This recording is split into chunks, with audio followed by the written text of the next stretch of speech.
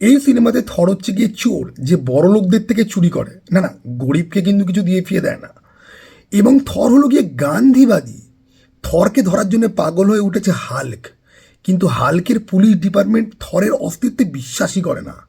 তো হাল্ক কি থরকে সিনেমার শেষে ধরতে পারবে? আর থর আর হাল্কের মারামারির মধ্যে এক্সমেনের স্টর্ম কিন্তু জড়িয়ে পড়ছে। বাই দ্য ওয়ে, থরের লাইফে হাল্ক ছাড়াও থরের লাইফে আরও দুজন প্রবলেম ক্রিয়েট করছে। তাদের মধ্যে একজন হচ্ছে কি 2022-এর জোকার, ওকে, ব্যারিকিও ঘাম। তো এখানে থরের ঘাম কি ব্যারিকিও ঘাম ছুটি দিতে পারবে?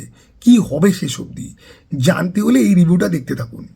ব্যাপারটা হলো কি যে এই সিনেমাটা একটা ক্রাইম নোয়ার সিনেমা, যেটার মধ্যে প্রচুর ফিলোজফির এলিমেন্ট রয়েছে, রিয়েলিস্টিক ক্রাইমের প্রচুর এলিমেন্ট রয়েছে, প্রচুর হিউম্যান ইমোশন এবং পার্সোনাল ইনার ইনার স্ট্রাগলের প্রচুর এলিমেন্ট রয়েছে। সব কিছু মিলিয়ে এই সিনেমাটা অদ্ভুত একটা ইমোশনাল ক্রাইম ড্রামা, যার মধ্যে নয়ারের এলিমেন্ট রয়েছে। কারণ এটা যেই বইয়ের ওপর ভিত্তি করে লেখা, সেটা বেসিক্যালি একটা ক্রাইম নয়ার বই, যেটা আমি পড়িনি। ওকে, সিনেমাটা আমি প্রচুর মজা পেয়েছি। প্রথম কথা, এই সিনেমার স্টার কাস্ট সবাই ডিসি মার্ভেলে অন্তত 2-3টে করে চরিত্রে অভিনয় করে এসছে। 2, এর গল্প ভীষণ ভীষণ লেভেলে ইউনিক। 3, গোটা সিনেমার ট্রিটমেন্ট, এতে অ্যাকশন রয়েছে, রোম্যান্স রয়েছে, দর্শন রয়েছে, আর রিয়েলি হার্ড হিটিং কিছু ডায়লগ রয়েছে। প্লাস ইন্স্যুরেন্স কোম্পানি মানুষকে কী করে চুতিয়া বানায়, বড় লোকেরা ট্যাক্সের সিস্টেমকে কী করে চুতিয়া বানায়, আর থরের মতো হাই ক্লাস থিফ কী করে বড় লোকদেরকে চুতিয়া বানায়, এবং সব শেষে হাল্ক কী করে থরকে চুতিয়া বানায়, সেই নিয়ে কিন্তু গোটা সিনেমার গল্প দাঁড়িয়ে আছে।